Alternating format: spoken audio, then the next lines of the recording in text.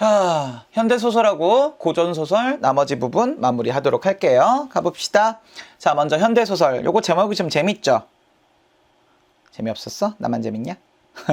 윤은길 아저씨 많이 보던 사람 아니냐? 기억 속에 들 꽃? 전쟁 소설로 굉장히 유명하신 분이에요.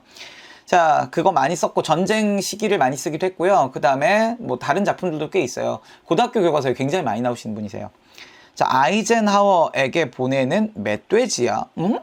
아이젠하워한테 왜 멧돼지를 보내지? 자, 보세요.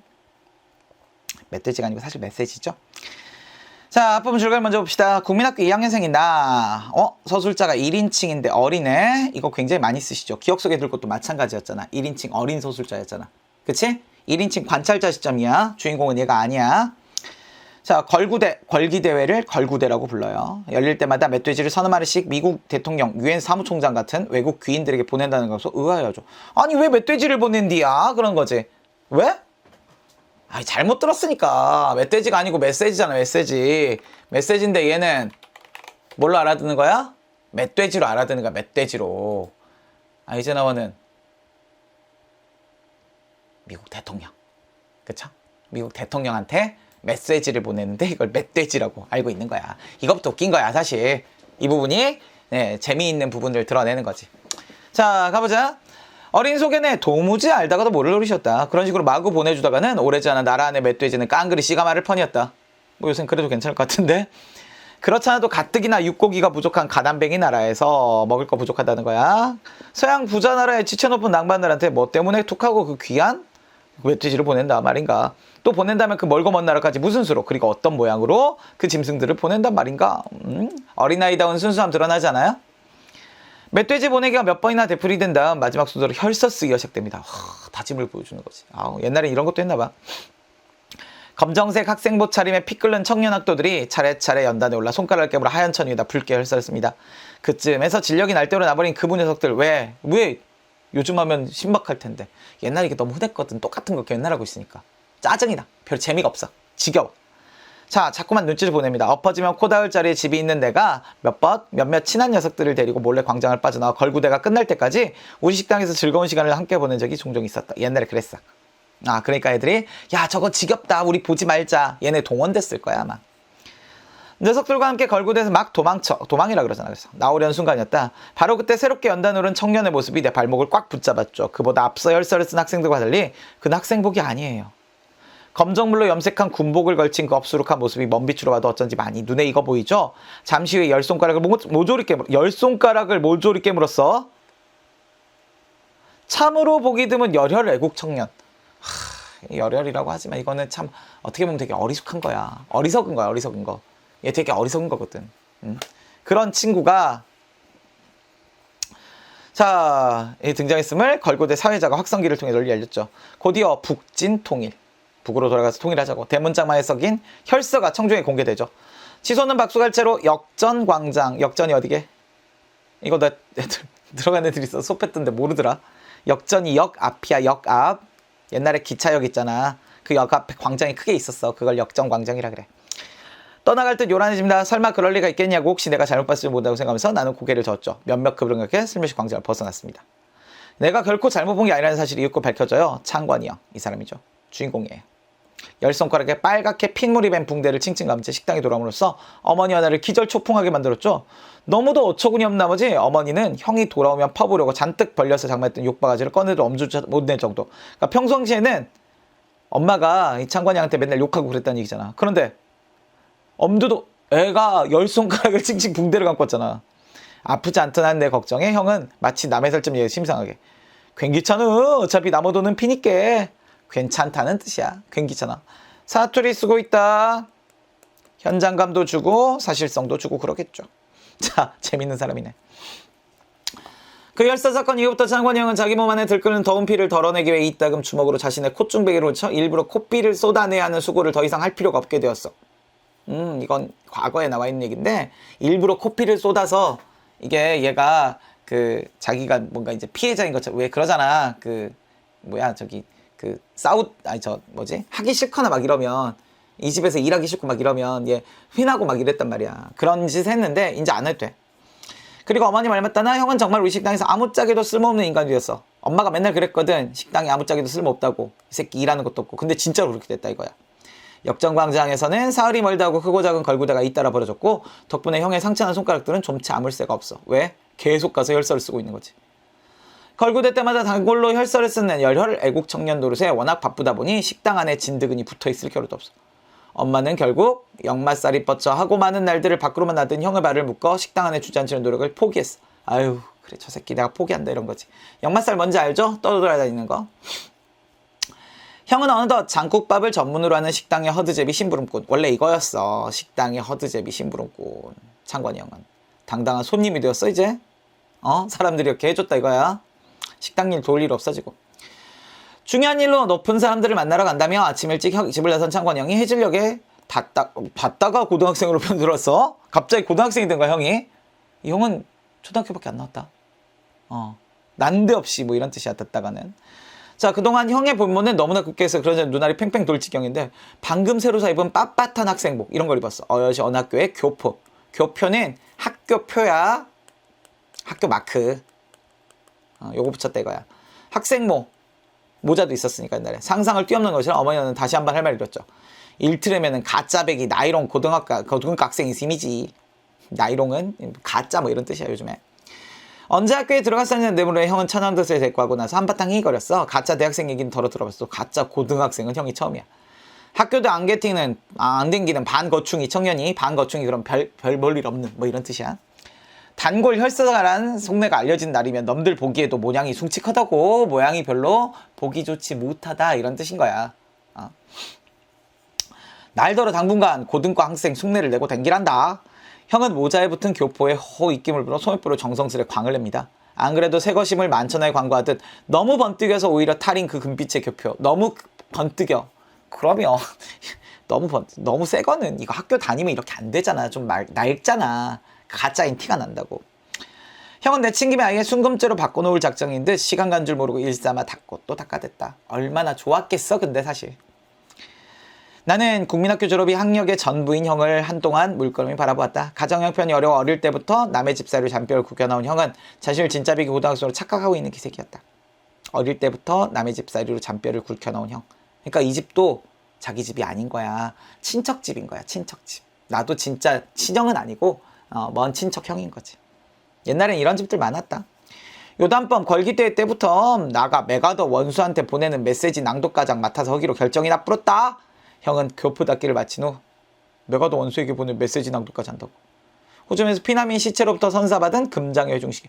겁나 비싼 거다 이거 옛날에는. 아니 시계 자체도 비싸지만 금장이야 금장. 회중시계면 왜 뚜껑 여는 이런 시계 있잖아. 이렇게 반듯하게 있으면 여기에 뚜껑 이렇게 있어서 요거 뚜껑 딱 닫는 조개처럼. 개떡 같은 그림도 찰떡같이 알아봅시다. 자, 여건에서 더욱더 공력을 들여가며 삐까뻔쩍 광을 냅니다. 정말 갈수록 태산이야. 형은 걸구대에서 자신이 맡은 역할이 단골 혈서가 노름 말고 다른 중요한 것이 더 있음을 자랑스레 밝힌 중. 단골 혈서가 말고 이제 메시지 낭독도 한다고. 나는 멧돼지를 메시지라 잘못 발음한 형의 실수를 부득이 지적하지 않을 수 없었어. 하지만 무식한 가짜 고등학생은 멧돼지가 아니라고 꼬부랑 말로 메시지만 턱도 없는 우김질을. 보여요? 우리는 알잖아. 올바르게 말한 창건이 형이잖아. 형의 실수라고 했는데 형은 제대로 말한 거잖아. 오히려 내가 멍청한 거잖아. 어려서 내가 잘 모르는 거잖아. 그래서 이걸 어떻게 만드는 거야? 웃음을 유발하는 거야. 해학적으로 전달하고 있는 거야. 웃기게 만들고 있는 거지. 사실 근데 이 웃기는 건 뒤쪽에 좀 씁쓸하게 만들기 위한 빌드업이라고 보시면 돼요. 중요하게 갈게요. 창건이 형의 마지막 활약상 그리 오래도 지속되지 못했습니다. 마지막 활약상이면 메시지 낭독하는 거지. 그날도 형은 군산으로 원정을 떠나 적성 중립국 감시위원들의 추방을 요구하는 시위대 선두에 섰어요. 시위 분위기가 무르익자 형은 그만 흥분을 가두지 못하고 미군 부대 철조망을 타넘는 만용을 부렸어. 미친 짓을 한 거야. 이러면 안 돼. 큰일 나. 야 미군 부대를 왜 들어가. 군부대인데. 바로 그때 경비형들이 송아지 많은 세퍼들을 풀어버린 거지. 형은 세퍼들의 집중 공격을 받아 엉덩이 살점이 뭉퉁 뜯겨나가고 왼쪽 발뒤꿈치 인대가 끊어진 중상을 입었어. 진짜 이렇게 된다 걔한테 물리면. 형이 병원에서 태어날 때 이미 한쪽 다리를 저는 불구의 몸이 되었어. 불구가 되었다고. 그럼 이제 나가겠냐? 못 나가.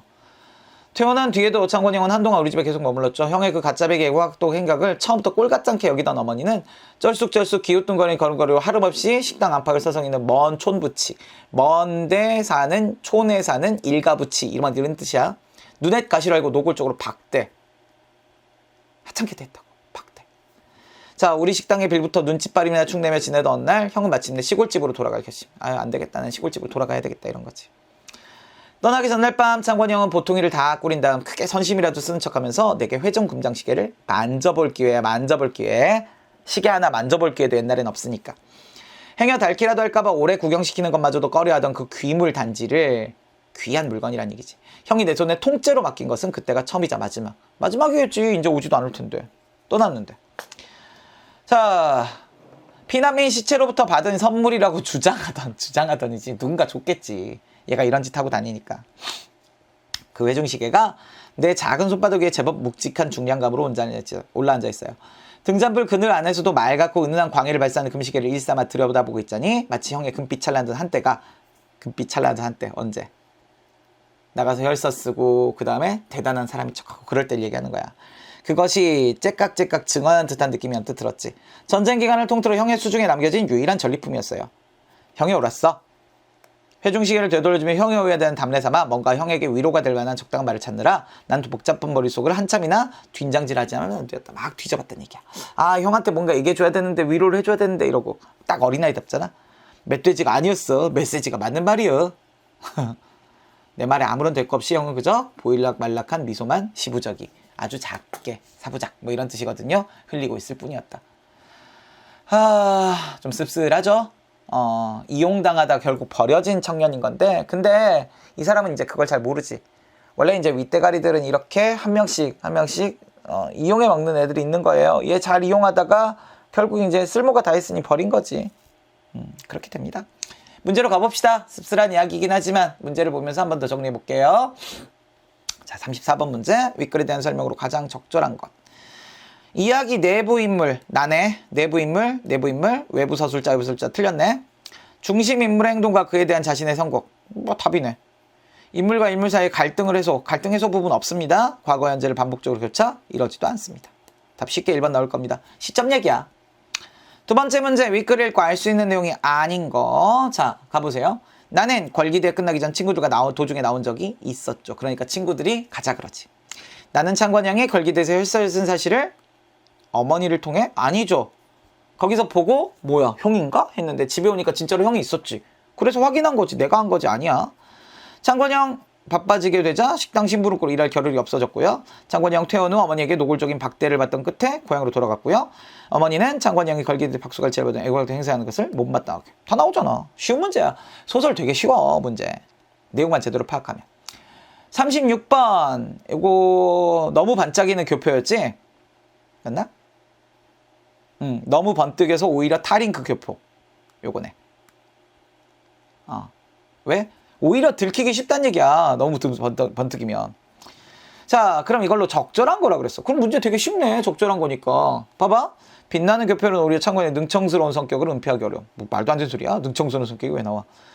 교표가 빛이 날수록 부끄럽게 이런 거 없어요. 자랑스러우니까 더 닦고 있는 거지. 번뜩이는 교표로 인해 걸기대 창권형이 맞는 역할을 축소? 아니야. 확대돼서 교표까지 받게 된 거야. 정성스럽게 닦는 행위 때문에 오히려 창권형이 불안감 없다. 지나치게 세그러운 교포 때문에 학력 위조가 쉽게 탄로날 수 있습니다. 너무 쉬운 문제 아니냐? 보기 먼저 읽고 가는 게 좋긴 한데 그렇지 않아도 별 문제 없어서 제가 그냥 넘어간 거예요. 자, 이 작품은 6.25 전쟁으로 인해 혼란해진 사회가 배경입니다. 창권형 걸기대에서 애국학도로 활약하게 되는 과정에서 권력층에 편승하는 그런 모습을 보이는 거지. 자, 정치적 목적으로의 대중을 기만하는 권력층에게 이용당하다가 몰락하게 되는 게 창권형이야. 이런 사람을 통해서 이 소설의 주제는 어리석은 인물이 가진 욕망의 허망함을 풍자하고 있는 거야. 그리고 걸기대에서 벌어진 일 제대로 이해하지 못하는 나를 통해서 이게 희화화되는 이런 과정을 거칩니다. 자, 그럼 가봐요. 37번에 정답이 될 만한 문제들. 자, 메시지를 멧돼지로 오해한 나를 희화화. 그렇잖아. 저 걸기대에는 왜 멧돼지를 보낼까? 이런 거지. 좀채 아물새가 없는 손가락들은 표면적으로는 애국심이 있지만 이면적 속으로는 권력층에 이용당하는 거. 권력층은 아이 저 새끼 잘하네. 그래 네가 그렇게 피 내줘야 사람들이 환호하지. 이런 거야. 고등고 학생 흉내를 대고 댕기라는 지시. 야, 근데 너 학력이 국졸이야? 못 쓰겠네. 야, 너 고등학교 교복 하나 사 입어. 그리고 고등학생인 것처럼 해. 알았어? 이랬겠지. 자, 자신들의 목적으로 해 대중을 속이는 권력층의 부정적. 그러니까 이런 애를 통해서 대중을 속이는 거 아니야. 나와. 그 다음 시위대의 선두에 섰다가 중상을 입은 비극을 통해, 비극이지, 권력층의 편사는 창관형의 부질없는 욕망이 풍자. 결국 그렇게 안 되더라. 이런 거지. 마지막. 아직까지 답이 없으니 5번이 답이겠네. 유일한 전리품이었던 회중시계는 전쟁 시기에 애국학도로서의 신념을 뭘 애국학도로서의 신념을 지키지 못하냐? 그런 신념이 있었을까 이 친구? 이 금빛 찬란하던 한때는 언제야? 그때 그 애국학도로서 활동했던 그때의 기억인 거잖아. 그러니까 찬란한 때 그때 신념을 지키지 못했다는 얘기는 전혀 해당 사항이 없는 얘기가 됩니다. 이상한 거 고르지 마시고 잘 골라서 가도록 합시다. 오케이. 자, 그러면 이제 마지막 지문으로 가보시면 되겠네. 자, 마지막 지문은 고전소설 금방울전입니다. 방울방울 금방울. 아마 아는 사람들도 있지 싶은데 모르는 사람도 있을래나? 이게 몇 가지 이본이 있어요. 이본이 그 실제로 이 금방울이 사람이 되는 경우도 있거든요. 변하는 경우도 있는데, 근데 변하지 않고 금방울이 결혼하는데 작용해주고, 그리고 금방울 자체는 사라지는 그런 개사도 있어요. 그러니까 조금씩 다른 건데, 여기는 이제 결국 여자가 되면서 이렇게 자기의 일을 이렇게 자기의 업적 뭐 이런 걸 보여주기 때문에 일종의 여성 영웅 소설이라고 볼 수도 있다라는 거 확인해 주시면 좋겠습니다. 자, 내용 설계할게요. 전생의 부부였던 남해 용왕의 딸과 동해 용왕의 아들은 각각 금방울과 해룡으로 환생합니다. 자, 동해 용왕의 아들이 해룡 이름이야. 그 다음에 요거는 금방울 이렇게 되는 거지. 해룡은 피란 도중 부모와 헤어져 장삼과 변씨의 집에서 자라게 됩니다. 이런 시련을 겪는 거지. 둘 다 전생에 뭔가 고귀한 시분이었는데, 자, 어느 추운 겨울날 눈보라가 내리치는 밤에 변씨는 소룡과 함께 따뜻한 방에서 자고 해룡이는 방아지를 시켰습니다. 변씨는 소룡과 함께 따뜻한 방에서, 해룡이는 방아지. 왜 이래? 왜 이래? 얘만 춥게 하는 거야, 일부러. 자, 해룡은 어쩔 수 없이 반세로 방아를 찧었는데 얇은 호도만 입은 아이가 어찌 추위를 견딜 수 있겠는가 물어보는 건가? 아니지, 이거 서리법이지. 그런데 갑자기 여기 서리법 등장한 건 이거 알고 계시나? 서술자의 개입이야. 기억해둬. 선생님들이 좋아하는 부분 중에 하나야, 서술자의 개입. 고전소리 잘 나와. 추위를 이기지 못해 잠깐 쉬려고 제 방에 들어가니 눈보라가 방 안에까지 들이치고 덮을 것이 없어. 오, 추워 죽겠네. 해룡이 몸을 잔뜩 웅크리고 엎드렸는데 갑자기 방 안이 대낮처럼 밝아지고 여름처럼 더워져 온몸에 땀이 났어요. 이상한 일이 일어났지. 놀라고 또 이상해 바로 일어나 밖을 자세히 보니 아직 날이 밝지 않은데 하얀 눈이 뜰에 가득합니다. 방앗간에 나가보니 밤에 못다 찌은 것이 다 찌어져 그릇에 담겨있고요. 무의를 회개해. 비현실적 요소 보여요? 자, 해룡이 더욱 놀라고 여겨 방으로 돌아오니 방안이 여전히 밝고 더워요. 아무리 생각해도 이상의 방을 두루 살펴보니 침상 위에 예전에 없었던 풍만한 방울 같은 게 놓여 있어요. 굉장히 큰 방울. 이 방울이 바로 뭐예요? 이 방울이 바로 금방울인 거야. 자, 해룡이 잡으려 했으나 방울이 이리 미끈 달아나고 저리 미끈 달아나며 요리 구르고 저리 굴려 잡히지 않습니다. 더욱 놀라고 신통해서 자세히 보니 금빛은 방 안에 가득하고 방울이 움직일 때마다 향취가 가득히 퍼져 코를 찔러요. 이 해룡이 생각해요. 이것은 반드시 무슨 까닭이 있어서 일어난 일일 테니 좀 더 주고 지켜봐야 되겠다라고 생각합니다. 마음속으로 기뻐하며, 왜? 좋은 일 있잖아. 힘들었는데 일도 다 해줘. 그 다음에 방도 따뜻해줘. 얼마나 좋아. 그동안 굶주림과 추위에 시달린 몸이 따뜻해지니 마음이 절로 놓여 아침 늦도록 곤히 잠을 잡니다. 이때 변씨 모자는 추워 잠을 자지 못하고 덜덜 떨며 앉아있다가 밖으로 나와보니 눈이 쌓여 온집을 뒤덮었고 찬바람에 얼굴까지 세차에 불어 몸을 움직이면 어려워요. 이에 변씨가 생각해요. 해룡이 틀림없이 알아 죽었겠구나. 나쁘네 진짜. 그치? 이 변씨와 소룡인 거야. 정말 나쁜 거야. 자기네들은 굉장히 추워서 잠을 자지 못할 정도였으니까, 따뜻한 데서 잤는데도. 자, 해룡을 불러 대답이 없자 해룡을 어죽세 생각하고 눈을 헤치고 나와 문틈으로 방을 엿봅니다. 그랬더니 해룡이 벌거벗은 채 깊이 잠들었는데 놀라서 깨우려다가 자세히 살펴보니 하얀 눈이 가득인데 해룡이 자고 있는 사랑채 위에 눈이 한 점도 없어. 더운 기운이 연기처럼이다. 어찌 된 일인지 알 수가 없어. 죽었을 거라고 생각했대. 자, 변씨가 놀라서 소룡에게 이런 상황을 얘기합니다. 매우 이상하다. 해룡의 거동을 두고 보자. 문득 해룡이 놀라 잠에서 깨어 내당으로 들어가 변씨에게 문화를 올린 뒤에 비를 잡고 눈을 쓰려 하는데 한 줄기 광풍이 미친 바람이야 반 시간도 채 않는데 눈을 쓸어버리고 그쳐요. 전부 우리 흔히 이거 기억나지? 전기적 혹은 비현실적 이렇게 얘기해주면 돼. 자, 해룡은 이미 짐작하고 있었으나 변씨는 그 까닭을 알지 못해 더욱 심통해요. 마음속으로 생각해요. 분명 해룡이 요술을 부려 사람을 속였다. 해룡을 집에 두었다가는 큰 화를 당하겠다. 해서 어떻게든 죽여 없앨 생각으로 이정을 고민하다가 개교를 생각해서 불러요. 가군이 우리 남편이 돌아가신 뒤 우리 가산이 점점 줄어들 것은 너 또한 잘 알 것이다. 고동에 우리 집 논밭이 있는데 근래 호랑이가 물어가는 일이 호환이에요. 자주 일어나 사람을 다치게 농사를 짓지 못하고 묵혀둔 지 벌써 수십여 년이 되었다. 이제 그 땅을 다 일궈 너를 장가보내고 우리도 네 덕에 잘 살게 된다면 어찌 기쁘지 않겠느냐. 다만 너를 그 위험한 곳에 보내면 혹시 후회할 일이 생길까 걱정이구나. 거짓말쟁이. 일부러 그러고 있는 거잖아. 죽이려고. 죽여버리려는 거잖아. 그러니까 네, 서로에게 이익이 될 거다라고 얘기하고 있지만 사실은 죽이고 싶은 거예요. 사실은. 자, 해룡이 기꺼이 허락하고 농기굴청에 고동을 하려니 변씨가 짐짓, 거짓으로 일부러 뭐 이런 뜻이다. 그러니까 짐짓이란 단어에서 이게 가짜라는 거 이미 알 수 있다. 이 해룡이 웃으며 사람의 목숨은 하늘에 달려있으니 어찌 짐승에게 해를 당하겠나이까. 해룡이 가벼운 발걸음으로 집을 나서자 변씨가 문 밖에까지 나와 당부하면서 쉬 잘 다녀오라. 해룡이 공손하게 대답하고 고동에 들어가니 사면이 절벽으로 둘러싸였고 그 사이에 작은 들판인데 초목이 무성합니다. 해룡이 등나무 넝쿨을 붙들고 들어가니 오직 호랑이와 표범, 승냥이와 이리의 자치뿐 다 무서운 애들이야. 다 무서운 애들이야. 자, 인적은 아예 없어요. 해룡은 조금도 두려워하지 않고. 해룡은 어떤 사람이야? 용감해. 옷을 벗은 뒤 잠깐 쉬어요. 해가 서산으로 넘어가려 할 때 무렵 자리에서 일어나 밭을 두어이랑 갈고 있는데 갑자기 바람이 거세게 불고 모래가 날면서 산꼭대기에서 이마가 흰 칡범이 호랑이야 주홍색 입을 벌리고 달려들어요.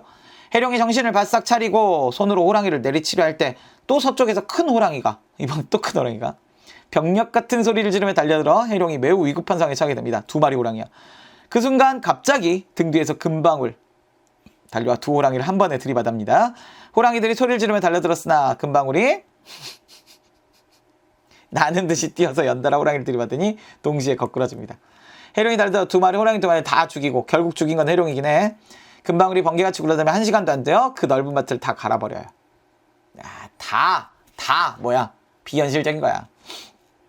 해룡이 기특하게 여기며 금방울에게 거듭거듭 살해해요.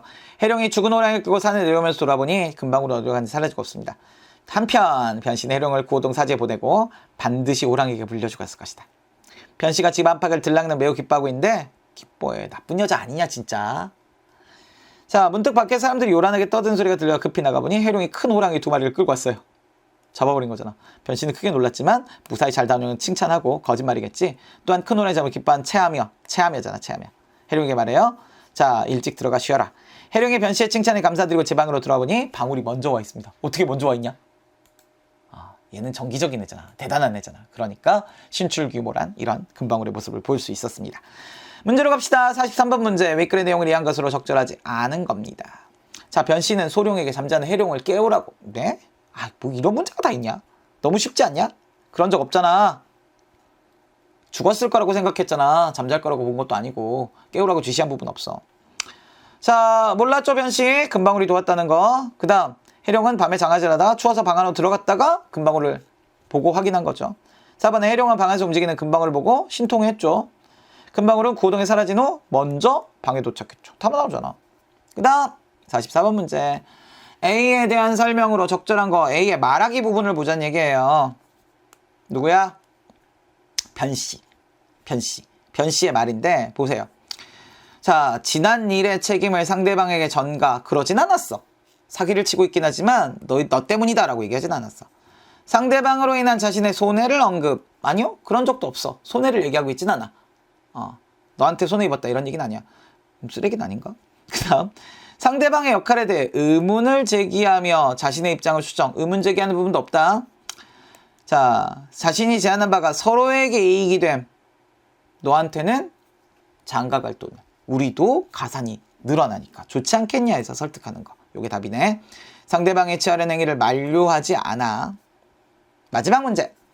윗글의 서사 구조를 도식화했습니다. 해룡의 첫 번째 위기, 해룡의 첫 번째 위기는 뭐예요? 밑에 나오네. 얼어 죽게 된. 첫 번째 위기 극복, 금방울이. 두 번째 위기는 호랑이. 위기 극복은 역시 금방울이 해주고 마지막 최종적으로 죽였죠. 그러니까 집에서 구호동에서. 기억 디귿은 모두 해룡에게 수행하기 어려운 과제가 주어지는 상황. 이 과제를 극복해야 되는 거야. 니은은 장차 해룡이 화를 입을 것을 염려한 변씨가 디귿을 계획한. 그치, 이걸 보고 뭐야 저 새끼는 큰일 나겠다 이런 거지. 니은 리을은 신이 하는 금방울에 의해 주도적으로 이 두 가지는 금방울이 한 거잖아. 마지막 이 과정에서 해룡은 겉과 속이 다르게 전신하는 변식의 이중성을 눈치채고 반발하게 된다. 눈치챘는지 안 챘는지 나와야 안 나와요? 겉과 속이 다른 모습은 나와. 겉과 속이 다른 거. 그치? 걱정하는 척한다, 짐짓 뭐 이런 거 나왔잖아. 하지만 이 이중성을 눈치챘는지도 확인 불가. 그 다음 반발 역시 확인 불가. 돌아왔을 때 어땠어? 굉장히 예의 발랐잖아. 그런 부분으로 확인해 보시면 되고요. 자, 실제로 여기 아마 여러분들 해설지 갖고 있을 거예요. 해설지 부분의 뒤에 선지들 해설하는 부분들 잘 따져서 읽어보시고 그 다음에 보기 문제들 특히 잘 살펴보시고 학교에서 그런 문제 가지고 문제 내시는 거 좋아하거든요. 그러니까 잘 살펴서 작품들 잘 보시고 시험 잘 보시기 바랍니다. 자, 고생들 하셨습니다. 여기까지.